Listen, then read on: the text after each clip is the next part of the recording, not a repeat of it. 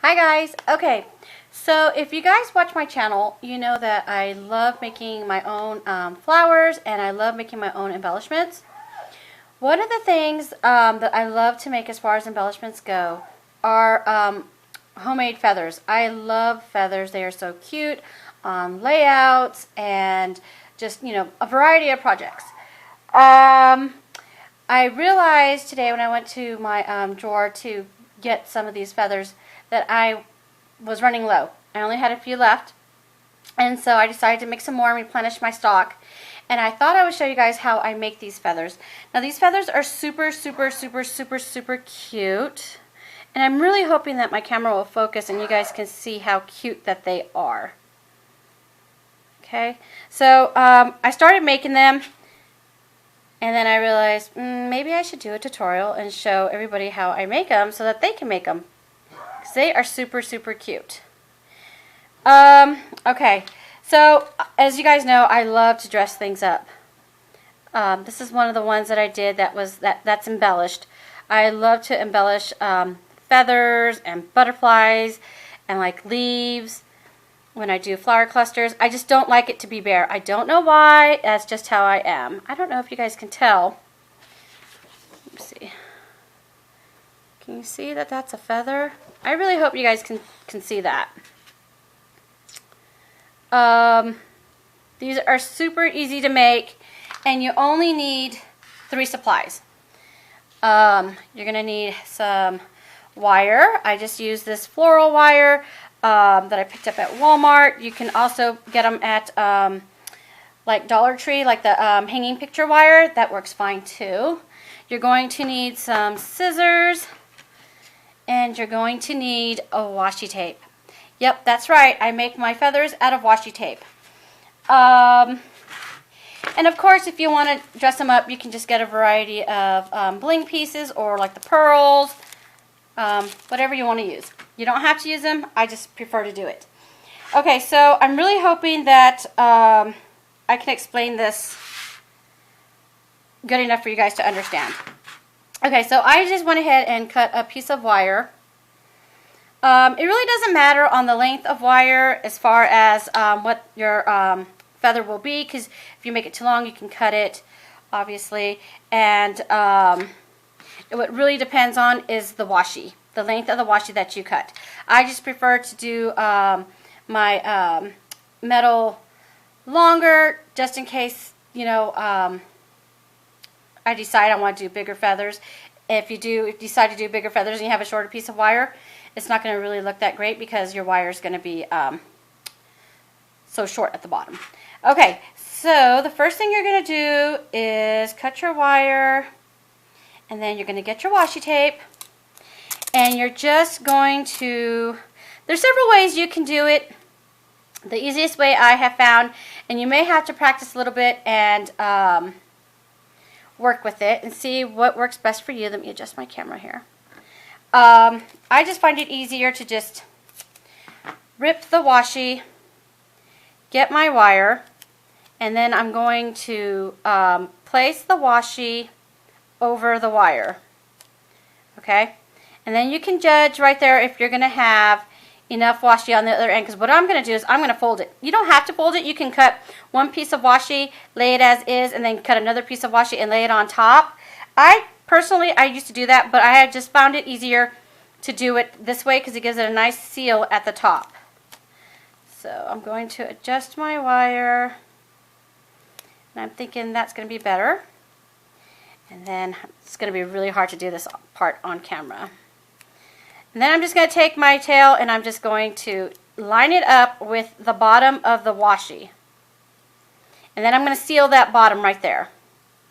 And then I'm going to adjust my wire because the wire does tend to move a little bit. After I've done that, I'm just going to press the rest of the washi together. And it just makes like a little sandwich. Okay, you can kind of see the wire that's inside. Now it doesn't matter that your tape did not line up because that's going to be covered up. This piece right here basically is just going to be the base of my feather. Okay?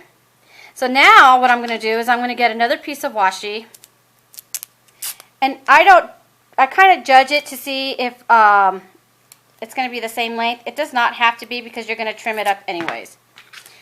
The main goal is not to make your washi too short. So I am just going to place it. I have my wire. You can see your wire. I'm going to place this piece on one side of the wire, and it's going to hang over like that. And then I'm going to get that washi and I'm going to fold it over. Make another sandwich. And I'm going to seal it really, really good. And then I'm going to snip that top part off so that it's even with the base of the washi base. Okay? And then I'm going to do the same on the other side.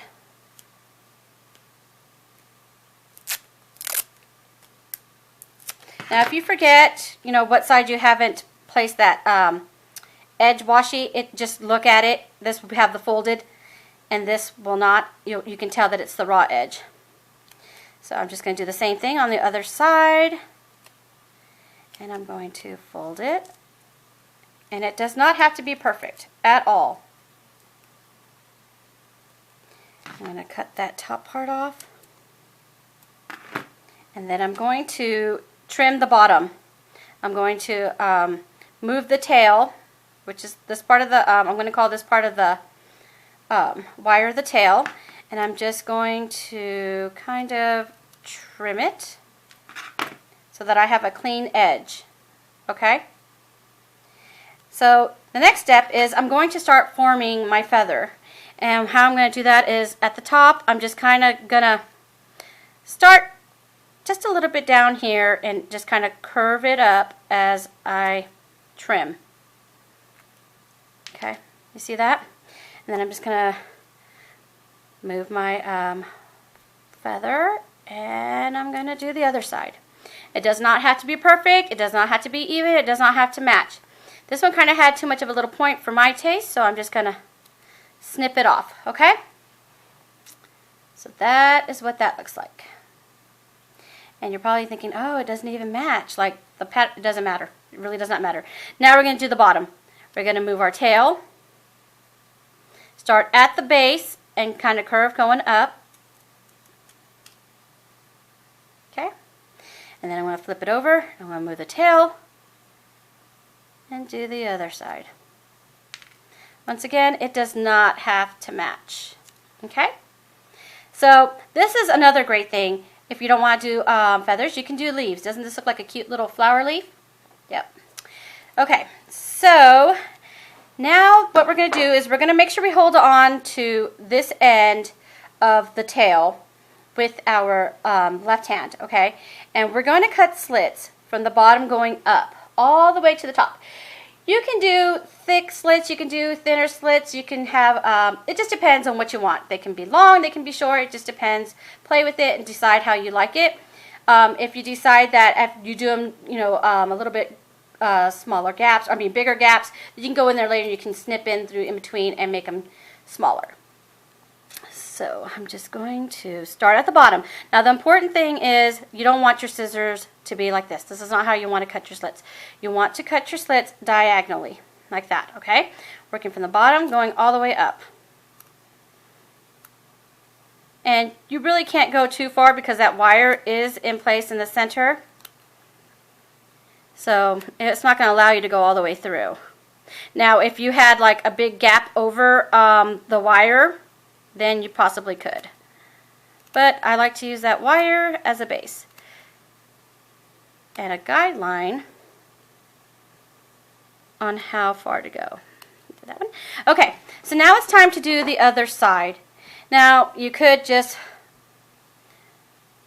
turn it over and do it. I don't care for that too much. I'm holding the cut side. I'm just going to keep holding on to that tail and I'm just going to rotate it. And once again, work from the bottom going up.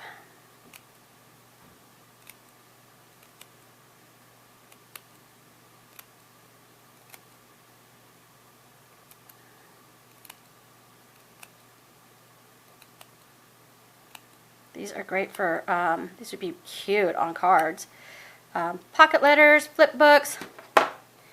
Okay, so now I have it, and now I'm going to cut a piece of that tail off because I really don't want it to be that long.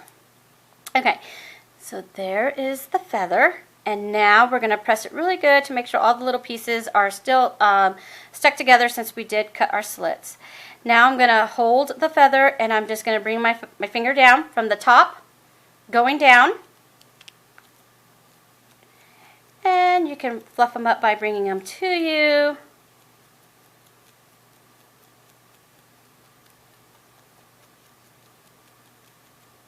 And then I'm going to do the other side, flip it. Feather it out by bringing them down, finger down, and then bringing my finger in close to me, towards me, and then flip it back over. And then from there I can decide which side do I want to be the main part of the feather. I think I'm going to go with this side, and you really cannot tell that those patterns are totally not lined up. And you just play with it, and you fluff it, and then you can move the feather itself. You can bend them, you can curve them, you can make the tip go out, whatever you want. And then at that point you can just decorate it how you want. And there you go. A super cute, easy, cheap, because I mean, what did we use? 3 strips of washi? Not a big deal, right? And some wire that you can pick up at the dollar store and get plenty of uses of. Super cute. So I hope that you guys could really understand this tutorial and see the pictures, because I know it is like my camera is not focusing. See, there you go. Aren't those cute? So let me show you some more of these again. And these are great for your stash. You don't have to decorate them. I just like to. Some I will leave undecorated and wait to decorate them when it comes to that particular project. There we go. I love them. I think they're so cute.